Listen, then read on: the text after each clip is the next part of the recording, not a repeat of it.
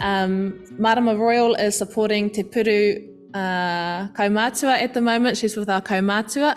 Nā reira, ka kore ia e whai wāhi ki te kōrero. Heoi, I will be reading her bio statement this morning.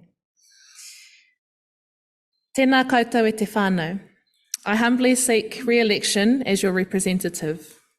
In the past 4 years, our trust has achieved remarkable outcomes, strengthening our culture, te reo, delivering quality programs, revitalising our whenua and moana, uplifting our whānau, and protecting te kahu tōpuni o tūperiri, our rohe. Proud to be part of this united effort, I aspire to continue this work if re-elected. I've served as a Trust Director since 2012, becoming Chair in December 2017. My career has refined my skills in strategic planning, leadership, governance, and change management.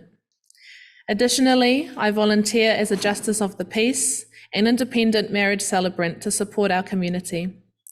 I'm committed to working hard for you, especially for our cherished kaumātua, and have deep satisfaction from seeing our whānau thrive. I respectfully seek your support and endorsement in this year's election. Nā reira, hakoa kāria I konei, tēnā kua homai te pakipaki kia Marama Royal.